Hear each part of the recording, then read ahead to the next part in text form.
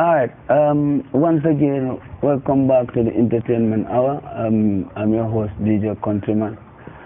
And today, this evening, I'm here with the hitmaker, one of the Gambian finest artists, the name Jizzle.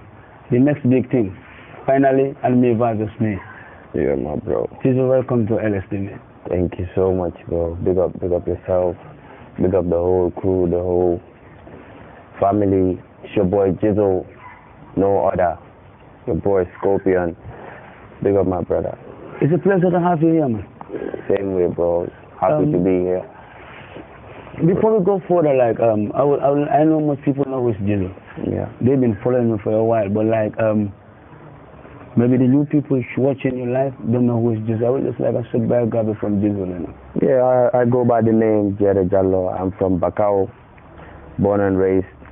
I'm a Gambian, Fulabai tribe, and I'm an Afrofusion artist. For some of y'all that don't know, yeah, man, that's just a little bit. So, how do you feel like you being an Afrofusion artist in Gambia? How do you feel like about that? Yeah, it feels good, Music is just something that has been in me, so me doing music is just like a blessing, I feel good, I feel blessed. Yeah, man. Alright, you've heard here from Jizzle.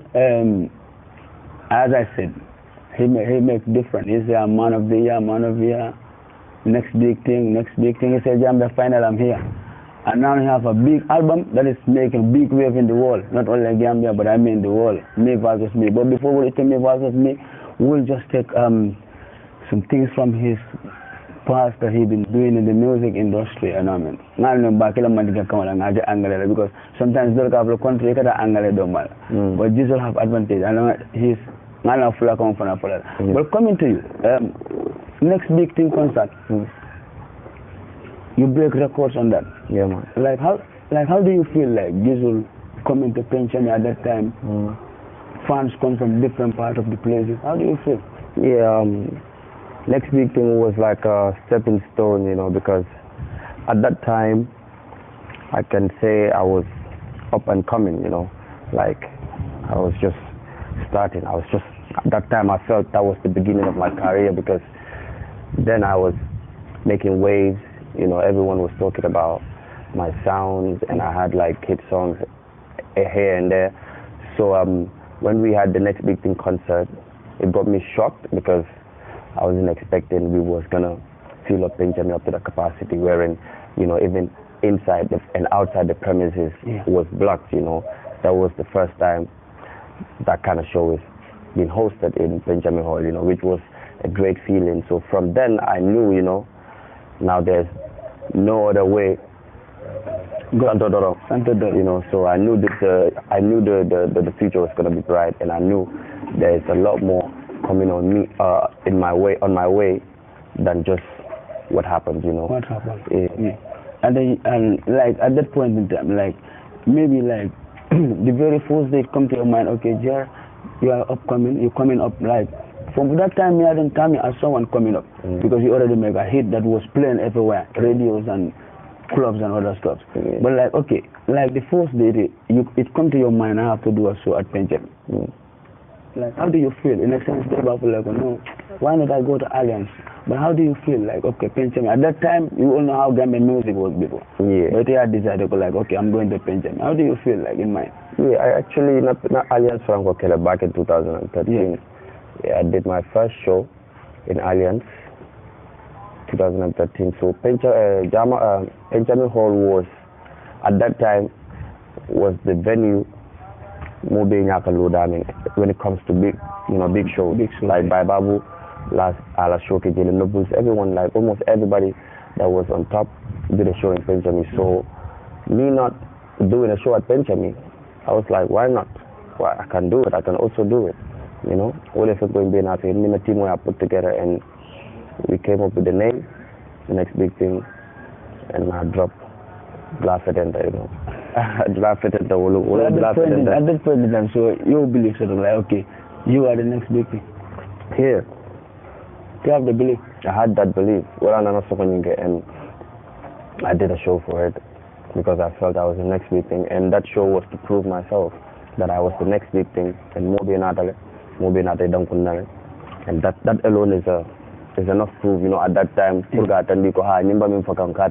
Next big thing, he's actually the next big thing, So from then, Moby started Kenya Lonkan, like watching my movements, jizzle is, Let me take your mind back. Your first day in the studio. Like, okay, being an artist, first day in the studio, how you feel? Yeah, I was nervous. But yeah, that I think that's like everyone's first time in the studio. Nervous. I was doing blunders, but then the people I was working with, just take your time, relax, you can do this. I did my first recording. It was bad, but at that time I felt it was the best.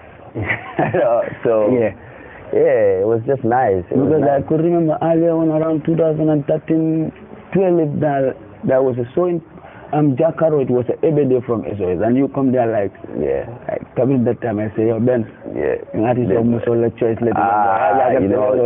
For sure, bro. Yeah, and let's take it this way. Most people like you've been inspired by True Mighty Joe. Yeah, Mighty Joe is like a brother, I linked up with him in 2011. That's when me and few other boys, music with Cherisco and Dauda Hemzi and another guy, Mighty Joe, but he brought him on the group. So we were like 4 in number, but they had an intelligent no show, most of our performance, so I think invited, and that's how I got, he's the first person to bring me on stage for the Open Mic Festival. What time Open Mic Festival was big, So I contributed a lot of quick, Yeah, Mighty Joe has been behind my back, has given me the support I needed as an upcoming artist. Everything I wanted, visibility. He made sure I had enough of it, stage appearance for now. Even on TV, sometimes he'll bring me up on, live pro. Just not that going. So when I fit in the back, as I'm okay coming up, So kind of coming to from put at a bigger stage, It was like a playground to me because I've been performing with the band since in 2009, 2011, 2010. Champion sound aside in Salaji here with Egalitarian Ninja Lex, so whatever a band they have Katara Galji Baker. So all these things motivated me and inspired me a lot, So big shout outs to Mighty Joe, Mighty Joe. Big shout out to Mighty Joe, the woman of my world hit maker. Anywhere in the world, we will say respect to you. Katabaka Jelly, and you produce a big star, and that is Jizzle Jelly. My brother. Coming to after next big thing, you did something that I haven't seen like much artists been doing it. That's when you released the final album. But before we go into details about that, from Man of the Year, it's like Jizzle is talking about his career, right? Man of the Year is not the next big thing. Next big thing, you say, government, yes, I'm finally here. Finally, concept only. Concept only, So it's like, and the album blow. And finally, it contains a lot of hit songs, like 75% or 99% of what all that is like is a club song. To me, in mind, I say, did he write this song for itself? Or like, most people will say that, but like, I think you could make it clear to the fans. I wrote everything. I wrote everything from scratch. And then the producer made a dope quote. Because normally I book a kind of mat, I work with people, but I write my songs myself, And the first day, finally Doko, and I think the first thing you released was Turn by Turn.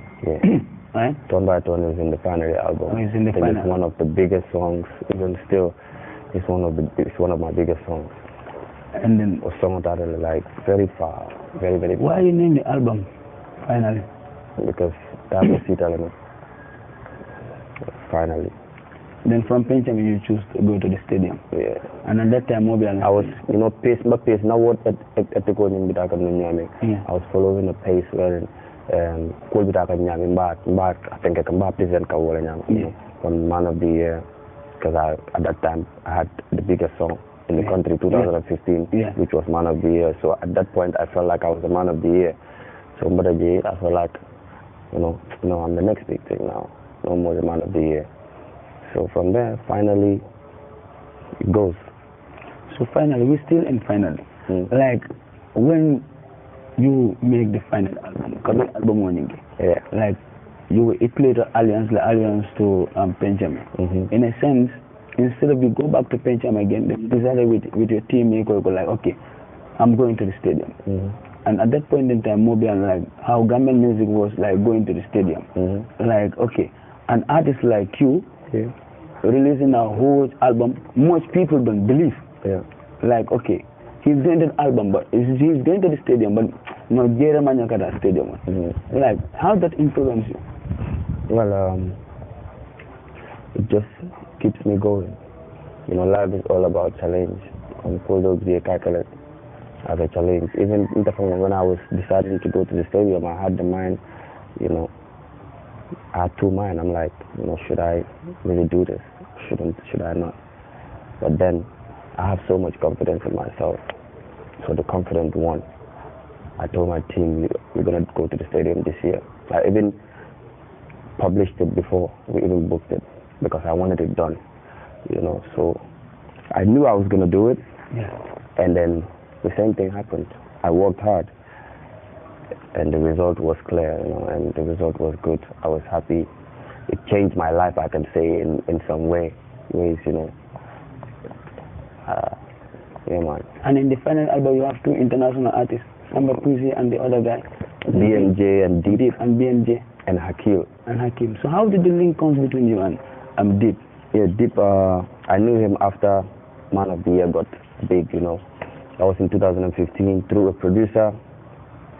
I went to Senegal, we met, the vibe was nice, and then we became friends and brothers, Anytime he comes to Gambia, he links me up, or one of the team members will text me or link me and tell me that we're in town, let's link up. I'll go to the hotel and we'll link, vibe, so they're like my family. So on their side, the link is not just only Deep, Samba, Puzi, BMJ, they're all under the same umbrella, so they're all my family, Hakil is a different link too. I knew him through the internet. We started talking online and get a friend so deep. Okay, another one artist, but it's good. Yeah, man. And big up everybody. Momo Monjibe Kang. I'm live on LSTV. I'm here with one of the biggest, Gambia finest, jizzle, the hit maker. He been consistent like from 2020, 14, 15. Still now this guy is still there, the same place, So if you have any question to ask him too, you could send it through the comment section and I'm gonna watch it like that. Alright? So I'll be done interviewing you at easy like that. But the interview is gonna be strictly about him. His music, nothing more. Alright? So Jerez, I will say once again thank you for coming to LSTV. It's a pleasure to have you. But like in the album, between 2-3 months, turn by turn hit millions viewers. More Jamal Kafal like, okay, sometimes artists only they pay distributors to share their songs, or sometimes they post it because they want to know it. And the amount of people that go to Gambian shows doesn't even go up to maybe 50,000 people. But like coming to that turn by turn hitting like 1 million viewers, how you feel? I think it's the Denkilonin Kenya Denkilonin is a very powerful song. Yeah, and controversial, Even more cool from I feel, So turn by turn blew up organically, It's not like there's any paying of views or paying people to do this, to do that. The song came out, we didn't even put effort to it. I just shot a video that everybody was criticizing, and before you know it, the song became bigger and bigger and bigger and bigger. And what was more important is the message the song has and the vibe. I would love if you could, like, I know not no voice with like a live band tremble, but I would like if you could give me like the third verse freestyle of Tone by Tone. Which one? Like the Tone by Tone, any